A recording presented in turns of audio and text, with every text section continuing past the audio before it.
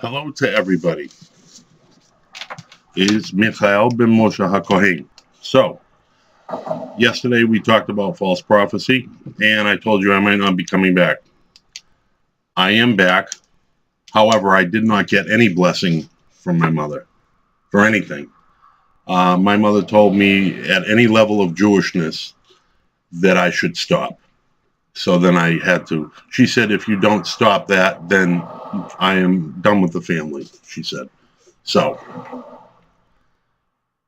instead of most parents wanting their children to follow a path that will be beneficial to everybody, my mom, who no matter how much she just hurt me, still is my mom. So there's no way to respect her wishes because those wishes are blasphemous to me, and I will not follow that code. I try to make it fair and say, well, how about I tone it down? She said anything to do with that kind of thing, I don't want anything to do with. So she told me to take a job that I hate, and I can't take a job that I hate and stay focused at it. And it's very difficult after you've had issues and done time or have felonies or have any kinds of convictions or anything to go back to the original stuff that you did. So if I could go back to healthcare, which I am an expert in too, I would then do that. But since I don't like to do much of anything else besides healthcare and mysticism and spirituality, I have really no way of explaining to my mother what we're going to discuss today. So what are we going to discuss today? So this is what is nerve-wracking to a lot of Chabad, a lot of Jews, a lot of Italian children, a lot of everybody's children, if the parents are at a place that they've been at and they don't want to see something for the people in their family that may have made these large mistakes and feel that by those mistakes that they will have more targeting. So you're targeted on everything that you do and critiqued and analyzed. So what is it that we're going to talk about today? It's going to be Teshuva. What is Teshuva? It's returning to your grace. It is making amends. It is taking care of the things you did wrong or trying to and waiting for the response.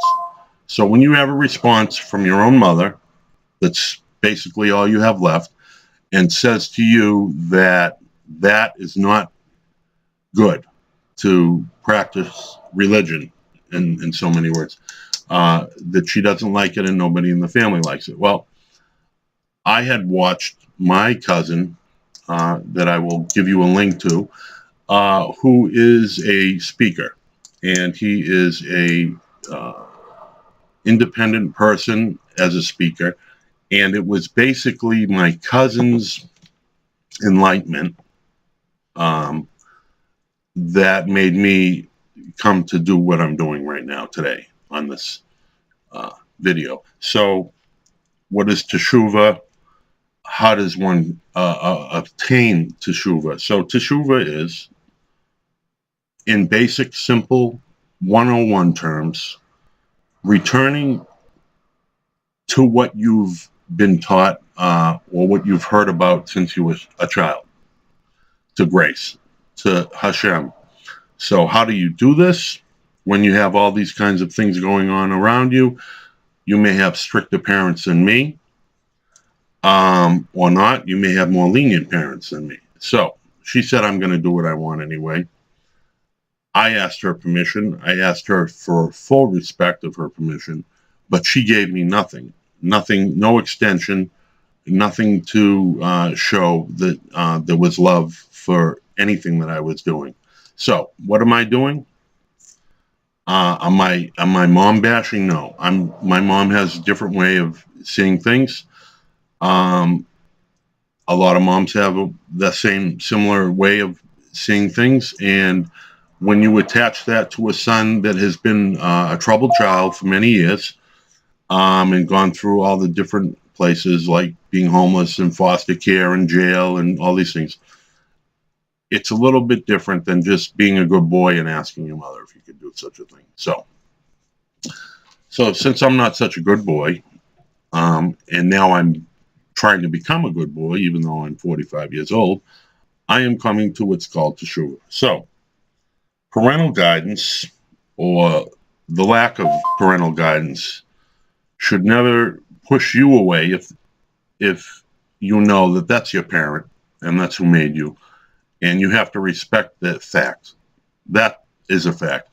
But if your own parent tells you that you shouldn't be happy, which is what was told to me, then that is not the right motherly thing to do. So I know a lot of people out there have that same kind of thing that they try to deal with, especially in the community that I'm affiliated with Chabad. Very strict. And you might not be able to listen to Kiss because maybe somebody thinks that it's all evil. Even if it's evil music, it has a message for you to decide which path you want to take. So, why do I say this? If you listen to something from Breaking Benjamins early in time and then now, you see Teshuvah. If you listen to 3 Days Grace, these are my favorite groups, and you understand what kind of music he's speaking on, he's telling his story just like I am. So, I love them. I posted some videos, and I'm going to put some commentary to it, thanking them for their inspiration yesterday to help me come to a conclusion that I would like to design a virtual temple. So, what is a virtual temple? A virtual temple is a temple that's an RPG in real time. So, I'm still the Gabbai or the Gabbai in training, and you're still the student or the rabbi or the Kabbalist or the Sadiq. So, or the guest or whatever I would call you. You are part of this whole same thing that I'm part of. So, when you come to a certain kind of repentance, and even though you've come to the repentance and your family doesn't see that at all, and when you come out like me, and she didn't want me to come out like a Malcolm X, a Martin King, or Eminem, or anything like that. So I said I would tone it down. But I can't tone it down now because I wasn't given an opportunity to even go below my tone. So when you saw my introduction, you obviously know that is probably the most soft-spoken I'll ever be in any discussion. That's who I am. But when I'm talking about serious things, that I'm more than passionate about. I love my mother, I love myself, and I love God. So who do I love more? That's a very tough question, right? So I love them both the same. Why? Because God created her and she created me. So to me, that's the mother and the father. And it should be for everybody else too. So she's my mom. I don't know if she's Jewish enough to rip her cloth. She said she would in so many words for me doing this. But if she doesn't want me to do anything Jewish, I don't think that she understands anything Jewish the way I do. So I'm a mystic. We discussed this. I don't want to give people the wrong impression, but I want you to kind of look at the hat. I mean, I know you can't really see it, and look at this. Now, you can't be a really, Jewish guy and do this at the same time, right? Or try and be holy. So why do I wear these kinds of things that might represent something that's darker than I'm speaking? Because you got to be next to the devil the whole time you're working, and it's up to the two of you to make a fair pact. And the overall of the result is whatever Hashem says. So I make an agreement with my brother, and we do what we have to do. So either we can come to a space in life where we can fix things and both come to Teshuva and make everything a unity and easier understanding, or we can just have war with each other forever, and never will anybody come together, and never will anybody see the gates of heaven or Eden or get to start over or anything like that. So as the stage fright goes again, so I take off the glasses, and I didn't want to get everybody nervous, so I got my kippur on too. And this, I just want you to know, has a lot more meaning than what some people might think. So, as I said to my mother, if you didn't watch one of my videos, then you can't really yet tell me I can't do anything if you don't know what I said.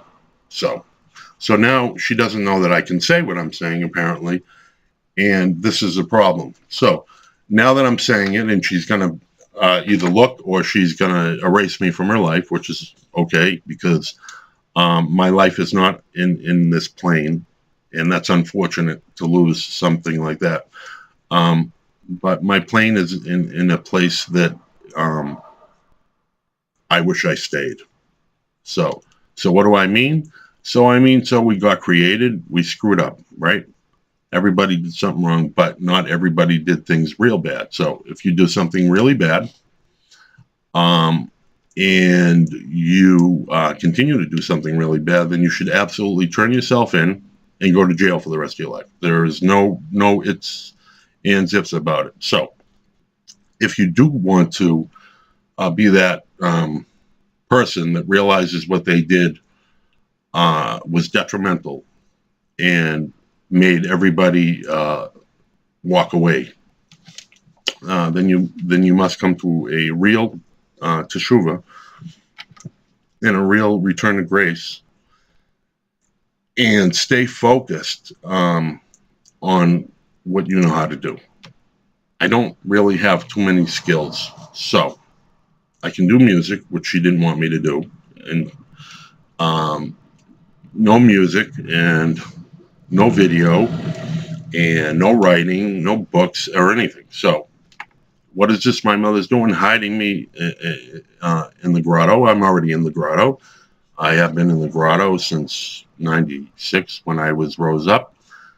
96, yeah, about 96. So when I was Master Hiram and I did what I was supposed to do, I was an oddball, but they accepted me. So after I got in trouble for what I did, I was told not to resubmit my application.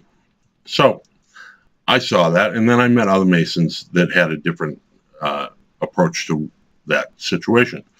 And they told me that if you have Teshuva, then, of course, you can come to the Masons. So when everybody thinks about a Mason, all they think about is a New World Order or an evil force, the Illuminati or whatever, and all these things attached to that. But it goes beyond that. It isn't just that. It's the balance of yin and yang, which is a balance of both worlds and both good and evil. But they have to live together as one. So if they can't live together as one, then there's wars and there's murder and rape and everything else in between. So if you have a hard time talking to your parents, which I know a lot of Jewish kids do, Italian kids that I've been friends with can't talk to their parents about their passions.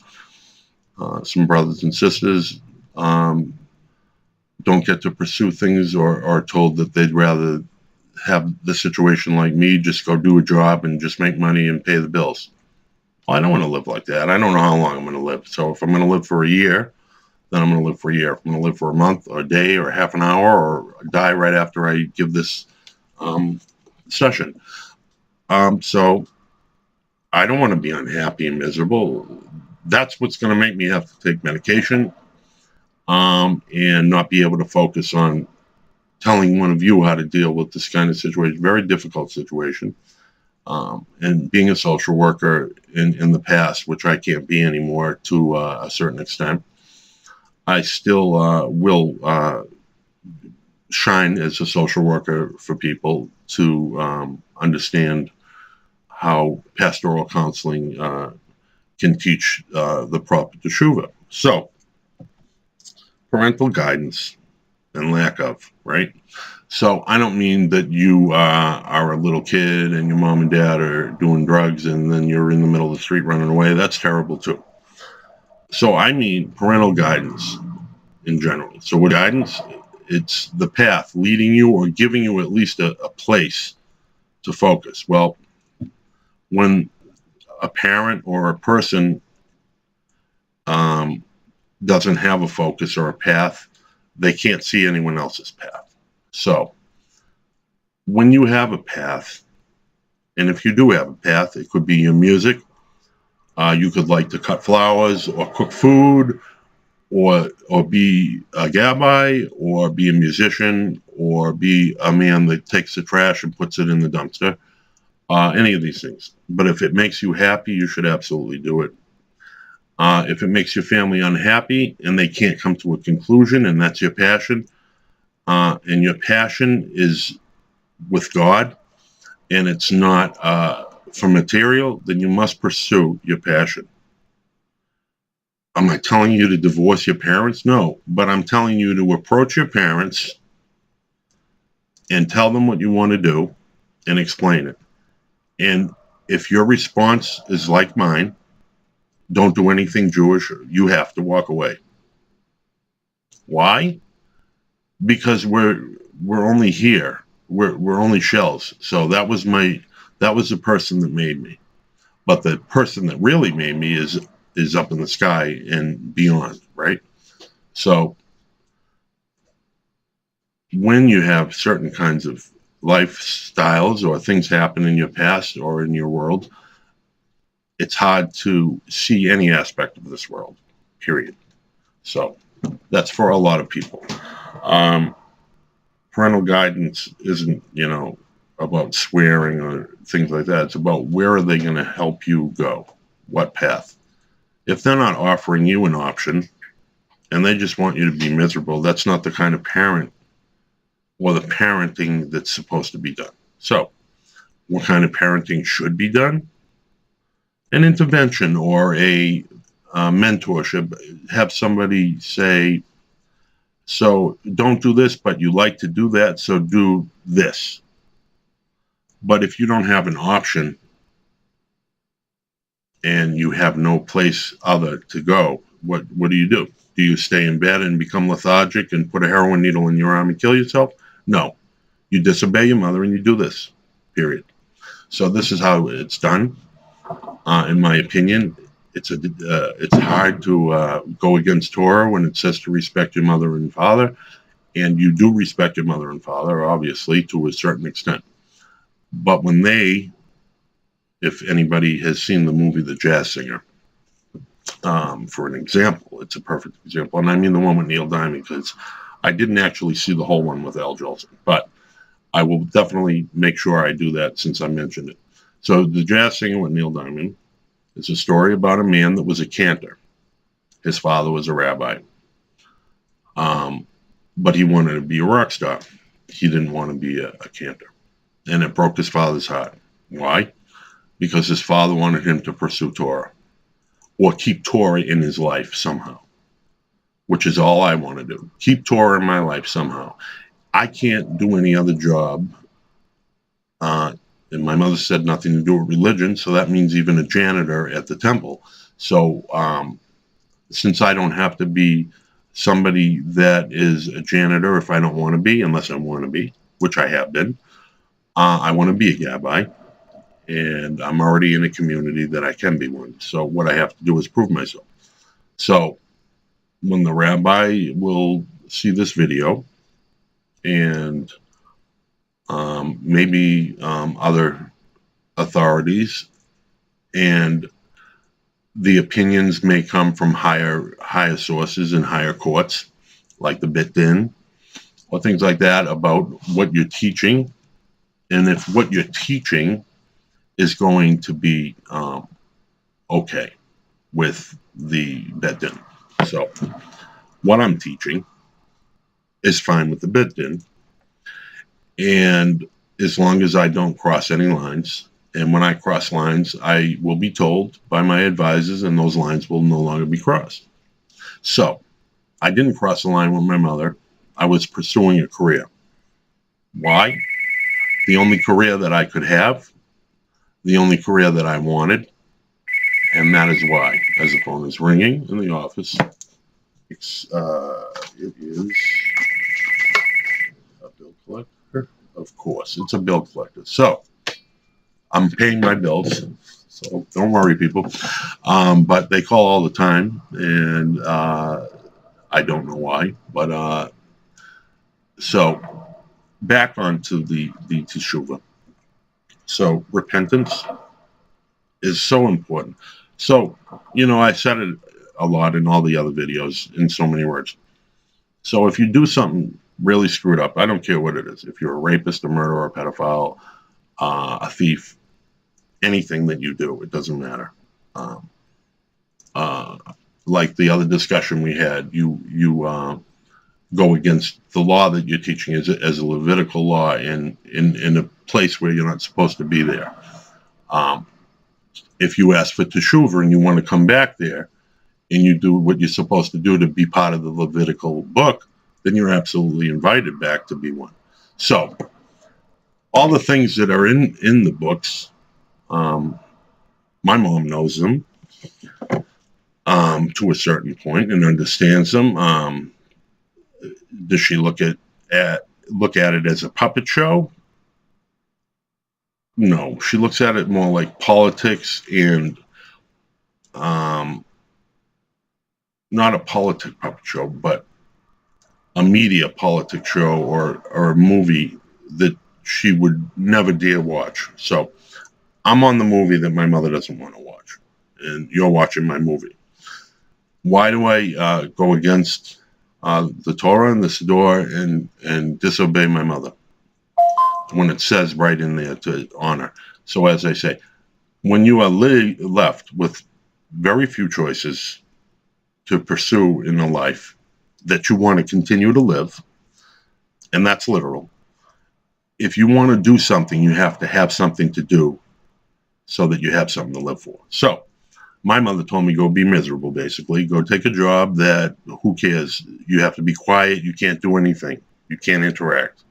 You can't be Jewish. And when she means Jewish, she means I can't be affiliated. I can't be in a place where there could be some kind of a media thing. So I try to explain to her about security and that I want to do a virtual temple. And I didn't really get clear with her about that particular situation. But I was discussing with her that things would be, and this wasn't on the phone with her, by the way. She had hung up. So what I did is called and left this message. So if she listens to the message, she listens. So basically the message was clear enough, and it said what I was doing to a certain point, and that I can tone it down, but I still want to do something in Torah. And she said no. So for a mother that is a mother of a Kohen to tell her son not to be a Jew means that I have to say that our tribes are different. So my tribe is Kohanim, Levi, right? So my mom's tribe, I don't know. I want to be able to help the Hasidic guys that are going through the same thing right now. So what do you want to do? It's a tough life. So true. It's a strict life.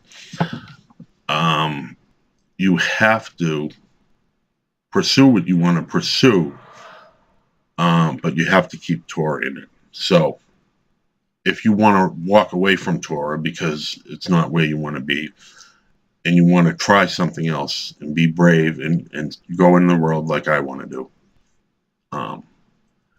and not worry about, virtual terrorism or anything like that, because I won't. Because if I set up something, it will be foolproof and bulletproof in every sense of the word. So if you are the person that I think you are as a Chabad kid, you might be 13 or 14, 15, you might be 10, you might be 9, 8, or 7 with a very high intellect and understanding of what I'm saying. So, and you want to go play baseball.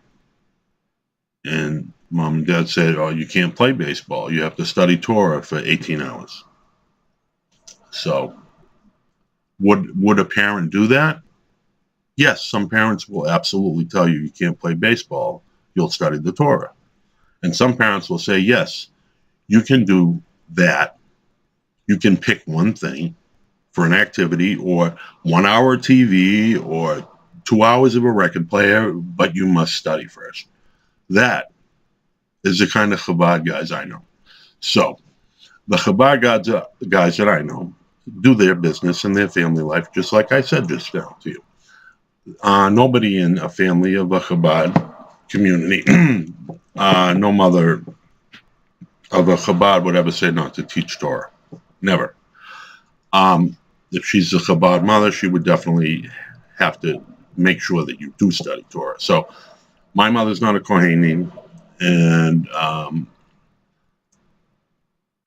she could be a Canaanite. She could be somewhere in that world, and that's an unfortunate thing to say. And it doesn't mean that I don't love my mother with all my heart and soul, but she certainly doesn't understand me. And I'm 45 years old, and she's 60 something. So when this gets to a point where you're on live TV telling the world your life, what are you doing? You're telling everybody else that's having a hard time with this kind of thing that you're going through right at the time, so that they know that they're not alone.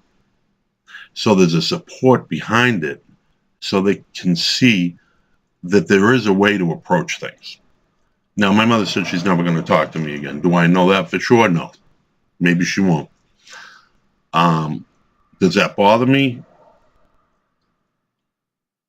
I don't think it bothers me. It doesn't surprise me, okay? It bothers me, but it doesn't surprise me. So the reason that we're here where we are, it's not to bash mothers and fathers and uncles and aunts or whoever takes care of you, even a foster home or whatever.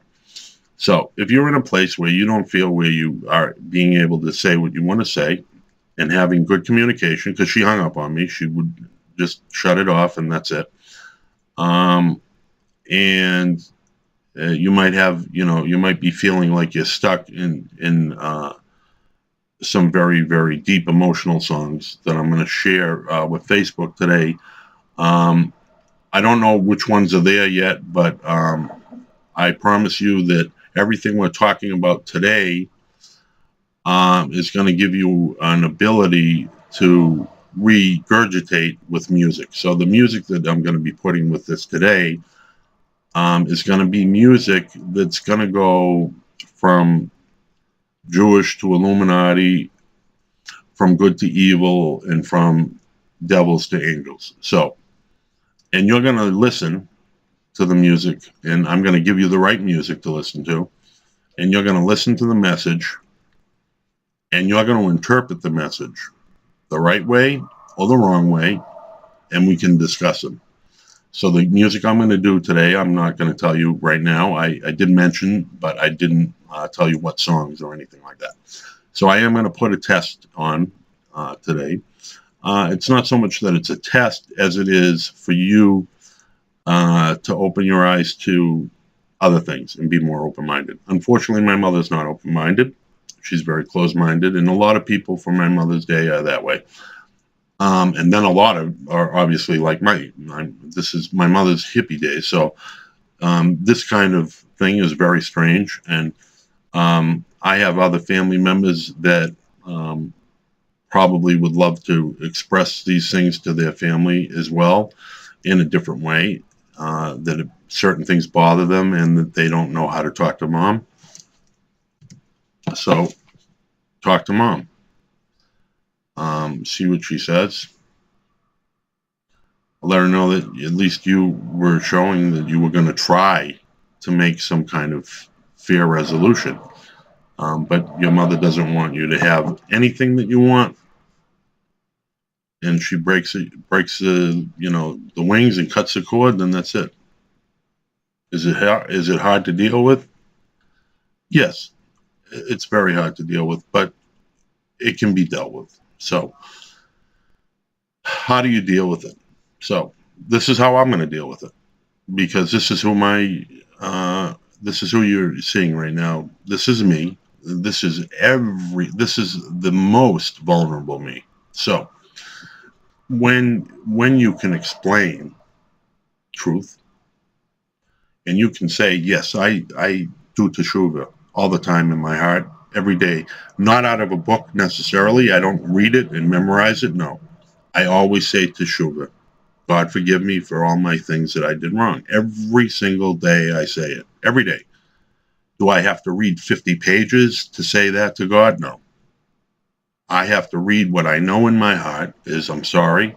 I need God to hear this, and then I'll let him decide what the next step is.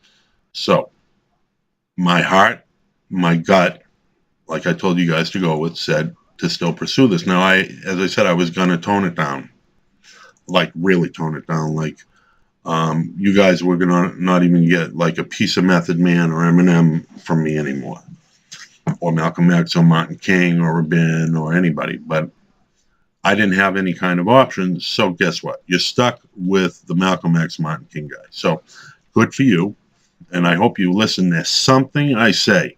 Why? Because I have experience. You will have experience if you take some of my advice and put it into your own perspective on how you would approach your parent. I don't know how I would approach your parent. I only know how, if they approach me, how I would approach them back. So, everybody that's here today that heard this message, I want you to know that this is a clear message that I hope everybody can understand. I want to just bring one more thing out again. My mother's concern for me doing this was safety, right? And that's okay. That's what a mother is supposed to do, right? That is why I can't ever stop loving my mother, even if she stopped loving me, because she doesn't want me to do this because she's scared. And I'm not scared to do this. And I already know when it's time to meet the maker. However I meet my maker is done. How do I understand that? So when there's a teshuva that I make, it's in my deep heart, and I think about all the things that people did that I'm making teshuva for. If all of this brought a bullet to my head, I would indeed take that bullet for everything terrible and unharmonious that everybody has done. Am I trying to be something crazy and megalomaniac? No. I just mean that if it's meant to be, it's meant to be, and I'm prepared anyway for anything. So, when you are able to see that, I don't think that my mother actually can see that aspect. She just thinks that I'm a loudmouth felon that's never going to change, that's rough around the edges, and I am rough around the edges, and I have right to be, because I have to be defensive for the way I was brought up. So I am more defensive when I am talking to my mother than I am when I'm talking to you, because I can't ever explain what I want to explain. And I know a lot of people go through that. And if you don't really understand what it's like to go through that, imagine your sister or your brother or your mother, your aunt, your uncle, your dog that you just got, like the dog, or your parents just started to act different in the house, and they started talking to you about the things that you're doing, and they didn't really like them at first, but then they started to have an interest. Well, what is it that you're doing? How are you doing it? And is it making you happy? These things change. I don't say they change in everybody. I don't say it'll change in my mother, and I don't know what will happen, but I care for my mother, and I care for her as much as I care for God. So this is why the decision has been made that because God is the one that created both of us, I'm going to listen to him. And my gut says to do what I'm doing. So I love my mom. And I don't know if she'll ever understand how I can love her and love somebody more than her that to her might just be a myth. So that's a tough one. But everybody has their own things to deal with. I can give you a perfect example if you want to see a perfect example of a very lovely movie that would be very, very beneficial. I don't know if everybody likes disco, but I think that a lot of people that have seen Saturday Night Fever with John Travolta, just for an example of a very, very good movie that I just saw the other day, is that the whole thing of pursuing what you want, the girl he wanted to dance with that he fell in love with, but she wasn't giving him the time of day, basically, and to as she talked to him like he didn't know anything, and that her wisdom was beyond because she was his mother, and her wisdom is different. It's not the same wisdom that I have. So I can't fix that. That's up to my mom to fix, and the only way she can fix that is by Teshuva. So Teshuva is what we're going to talk about a lot in many discussions. It'll be mentioned because we should always do Teshuva.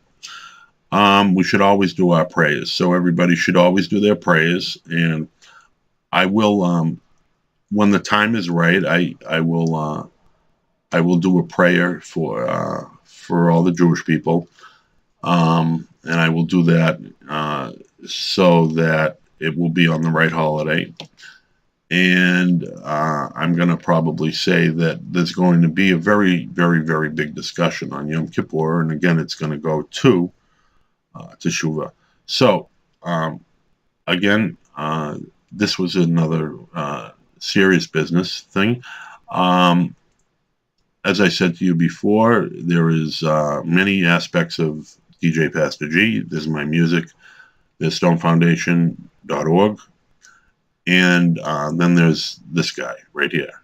So what I'm going to do is I'm going to send everybody in Facebook the music that I hope that you'll listen to, that I suggest for homework. If you don't like that kind of music, maybe you can find something similar. But for an example, let me tell you one of the songs that I'm going to send. Okay, so I won't keep all the secrets. So I'm going to send you a song, Sympathy for the Devil, from the Rolling Stones. Not only is it a really awesome song, but it's a really awesome message. And that kind of message has to be understood with an open mind. I'm not saying to, invite the devil to your house and pursue, a kinship with him if he's not going to allow that. So if you have a force that comes in that's not the right force, but it's a force that shouldn't be there, with the right energy, that force can go. So depending on what energy you are going to beam out from your own body, as I'm sitting here at my bima and my desk at the same time, what I want you to know and what you should pursue is learning a little more open-mindedness. So I have one more thing I'm going to share that opened up a lot of things for me. I like the space music, and that's what I do.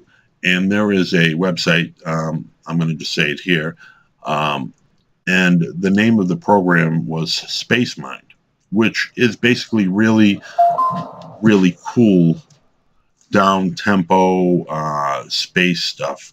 And the sounds are really good. And it's kind of like the Astral album I'm going to look to make. So when you decide to sit down and actually meditate, let me suggest that one. So that one is very good. And maybe on the other level for a good meditation, if you're still learning to pursue your meditation from our other lessons, I suggest Kruder and Dorfmeister, the K&D sessions for meditation. And I mean, those are two of my favorites. Or HVOB live in Vienna, or just put their playlist on because their songs are really cool too if you want to just mellow out. So those are the main guys I listen to. There's Men at Work and Colin Hay, but if I don't get a response from him, I guess he dissed me like my mom, and that's cool.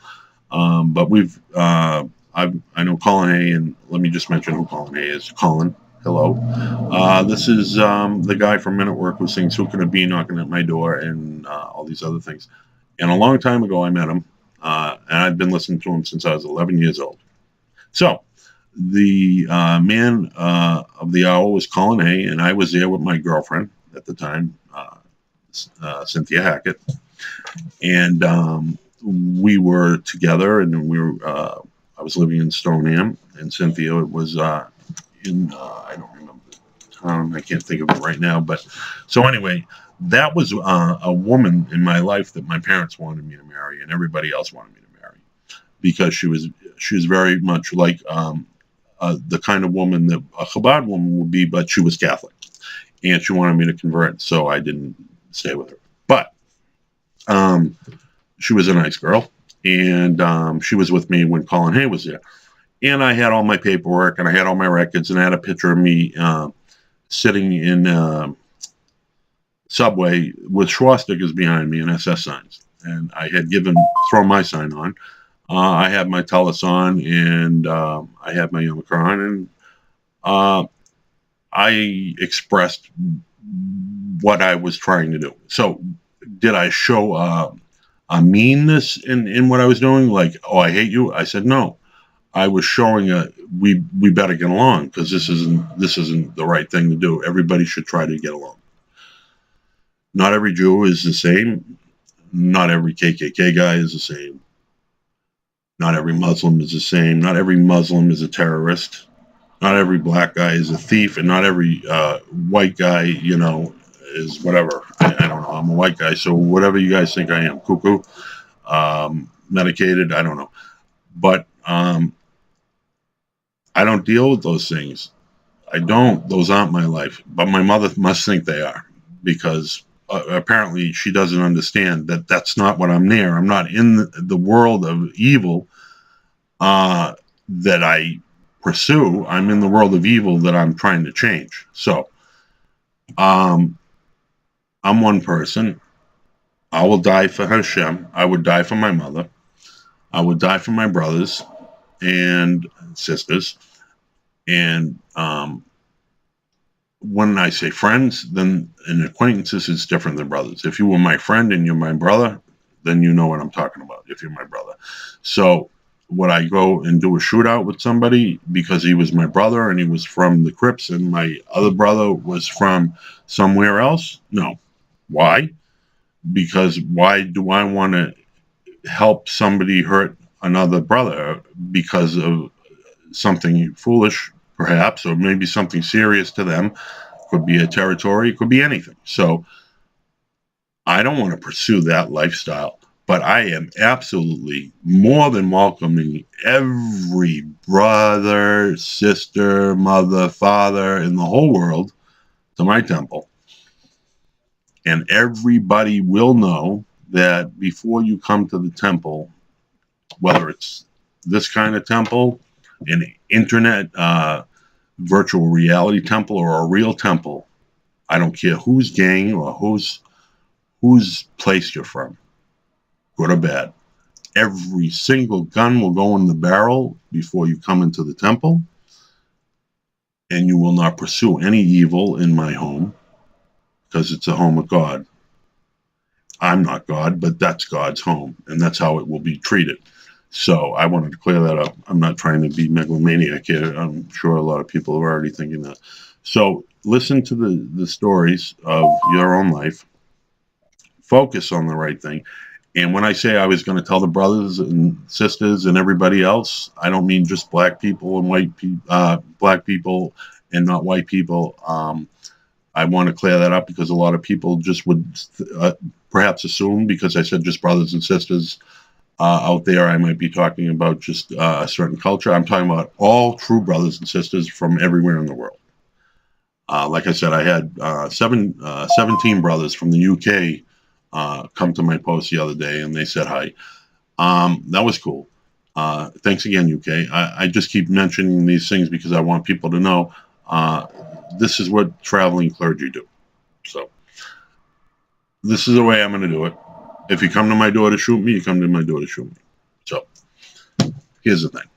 Whatever you do that's evil, you know the truth, is a sevenfold or more. So I don't fear any of that stuff, but what I do fear is the essence of truth in God.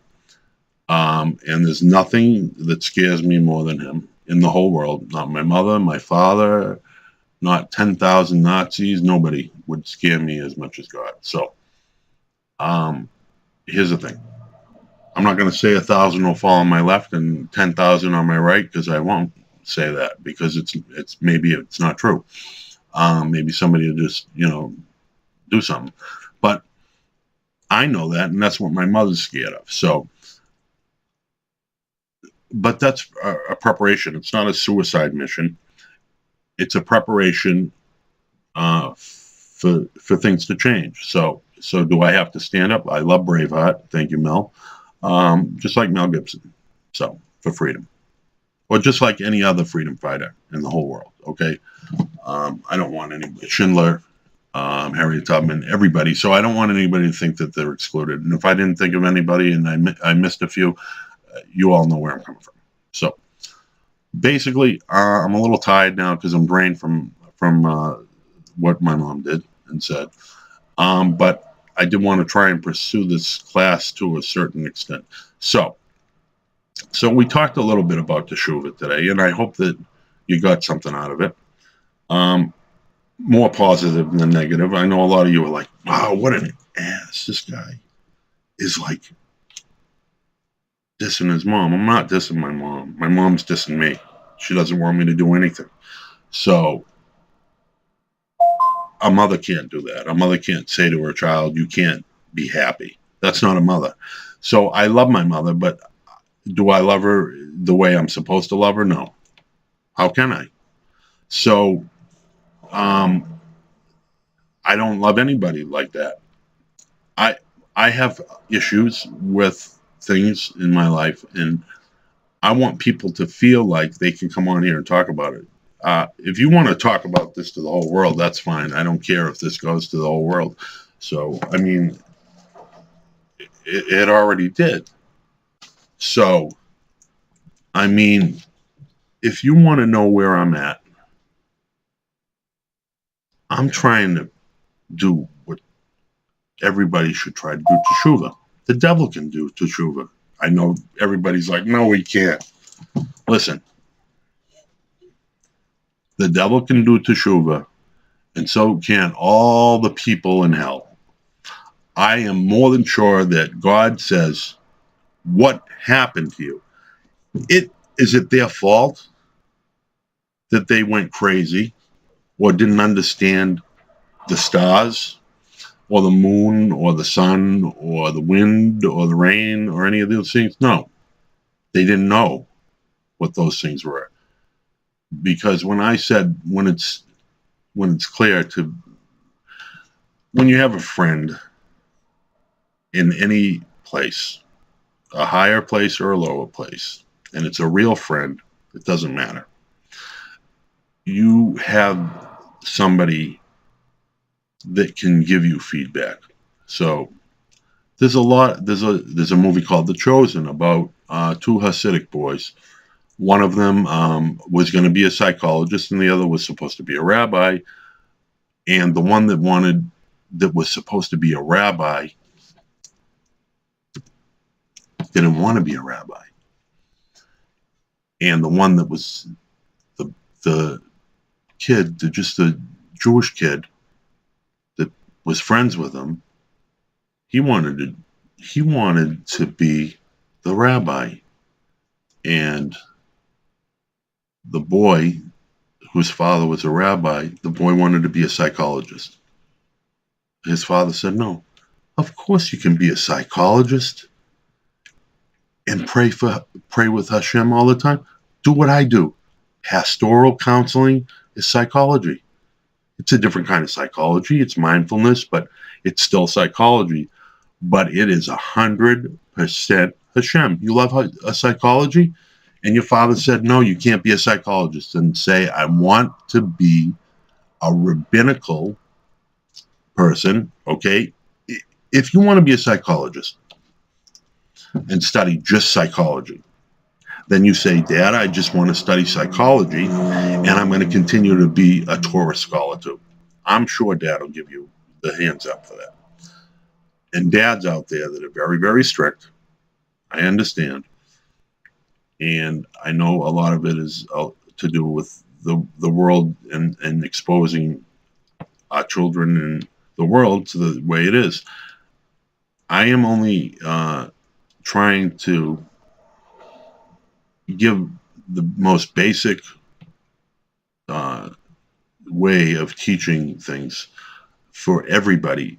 For somebody that is as young as a kindergartner or younger, I'm going to have something that they're going to understand.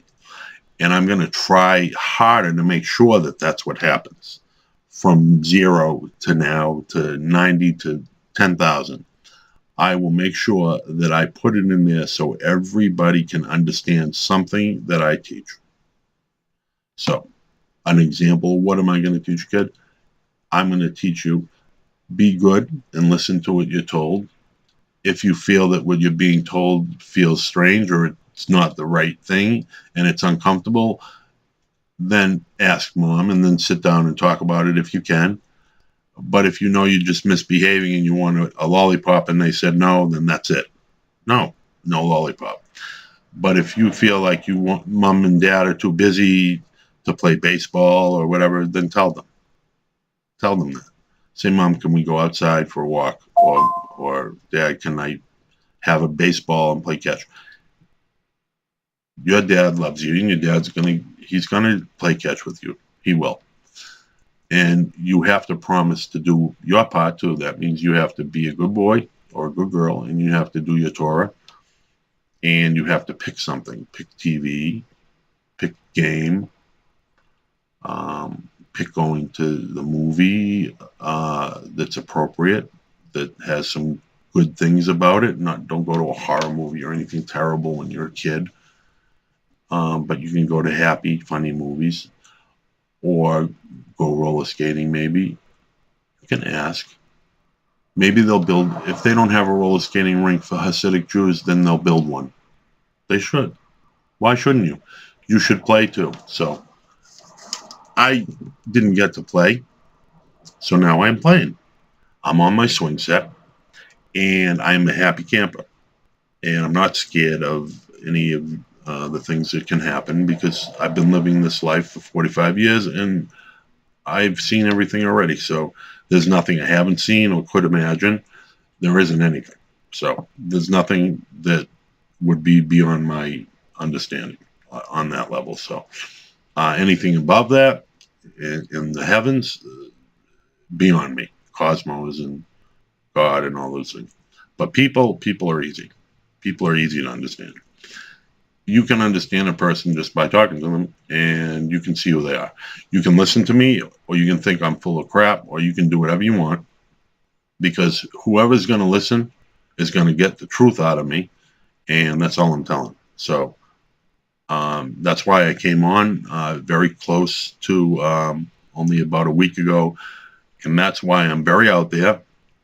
It takes a little bit of bravery to step up and say these things. And if I don't speak for some of you, because I don't hear anybody doing it, and if I don't speak for, hey, Daddy, I want to go play baseball, and you're wearing a black suit, and daddy doesn't want to play baseball, he just wants you to study the Torah, then daddy should reevaluate that and let you play baseball for an hour if you study Torah or promise. So if a daddy doesn't want to do that, or a mommy or an aunt or an uncle, then that's up to them. They're the mommy and the daddy. But it does not mean that you should misbehave or do bad things. So what you should do is be a child, and your yearnings will be reflected, and your parents will eventually find something that will help you to deal with that so that you can be a kid. So whether you like to go sing, maybe you'll sing Jewish with a big bunch of, like the Jewish choir that I can't remember the name of it right now, or the Maccabees or something like that. So everybody that wants to do something, do it. But do it the right way. Make sure you approach your family and see where they're at. If your family just doesn't care what you do, and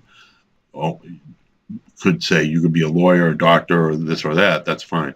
But if your family tells you you have a miserable life and don't do anything that you want to do and just study Torah, then you make your own decision, because you're an individual. If you can do what you want to do, and I'm going to do what I want to do.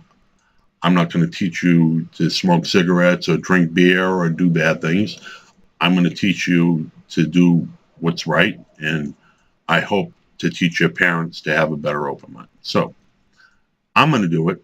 I hope some other guys will come on here and help me, because this is not easy, and I don't see anybody out here like this. And I spoke to the rabbis, and there was a particular rabbi that said he's never seen this kind of presentation in halacha or in Chabad or in anything like Jewishness. So I am here. When you listen to my song, The Arrival, it is a reflection of my spaceship landing, in so many words. So my spaceship landed, it opened up, and play Arrival and look for Arrival.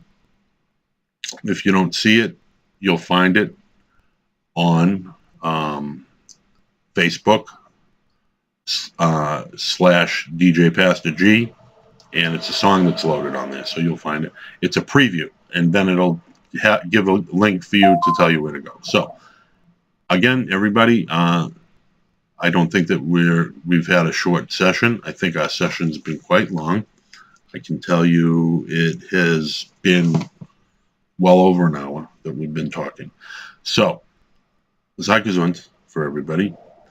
And I pray for everybody to do what they're supposed to do. And to my friends that I talked to last night, the Breaking Benjamins, and the other guys that I pursued talking to, I wanted to thank you. So mote it be.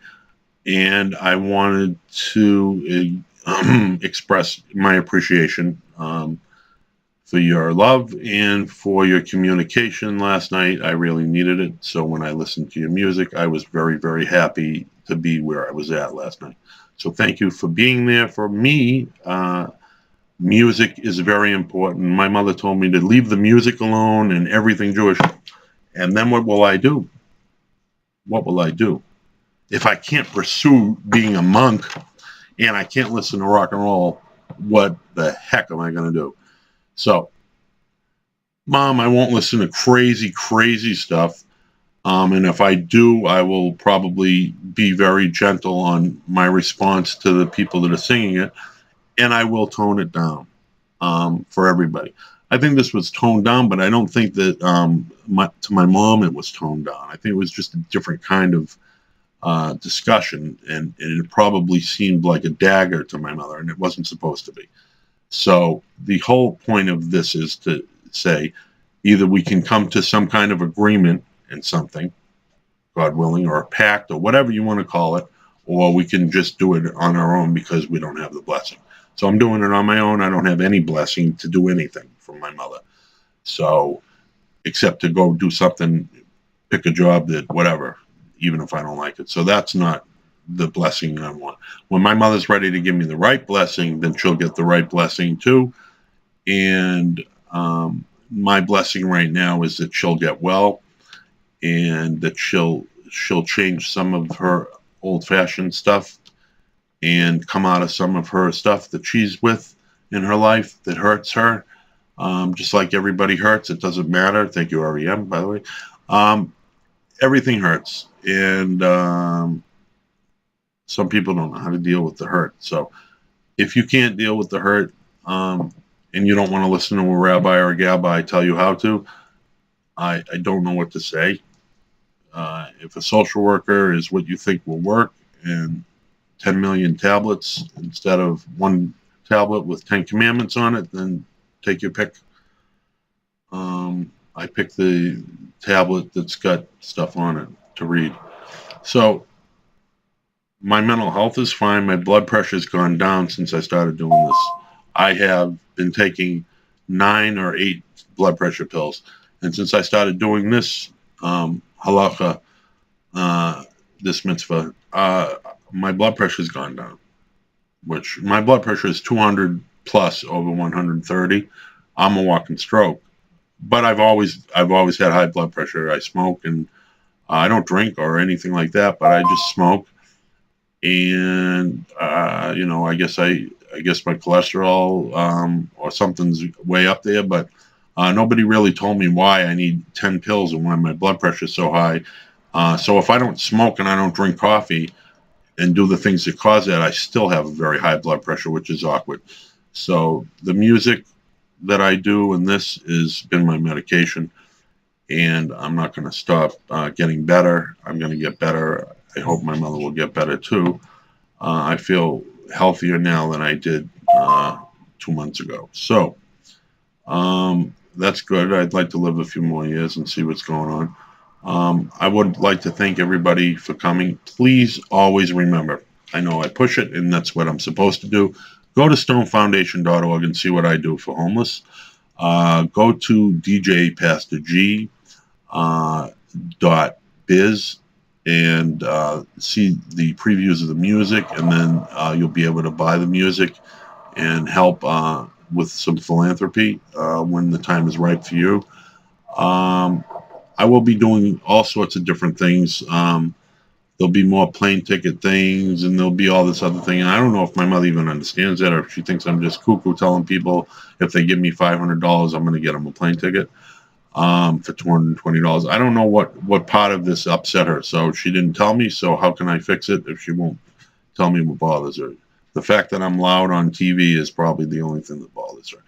And I can be loud and be telling the truth and not doing anything wrong. That's not going to bring any attention of Satanists or anything that are going to bother me. And if they do, they already know that they're going to be all right, because I have my pact and they have theirs, and we do what we do until it's time to not do it anymore. So I have my time, they have their time, and that's that. So here's my time. Here's my 15 minutes. And whoever listens, listens. Whoever doesn't, I'm sorry that you missed the message. We love you. We pray for you in every language, in every way that is positive. We pray for all the downtrodden and everybody else that's ill, and all the people that may be sick. Pray for the children and the people that have been abused, the exploited children, exploited adults, the exploited universe. So if you feel exploited in any way, or wrong or hurt, I pray that you will come to grace with that and come to Simcha. And when you come with your Simcha and your joy and your harmony, everything will be fine. So trust in the truth, and the truth will trust you. So trust in the truth will set you free. There's nothing wrong with that. If you believe in something, even if everybody else says it's not true, if it helps you every day, get up in the morning and pursue a life that you've been given, that you didn't ask for or you did ask for, then do it. Do whatever makes you happy. Again, if your mother and father or anybody that's watching you or taking care of your foster parents or whatever tell you that you can have a choice, you can go from point A to point B, but you can't do point C, then you have options and you pick one of the options. If they say you don't have anything, you do what you want. Period. I love you. Goodbye.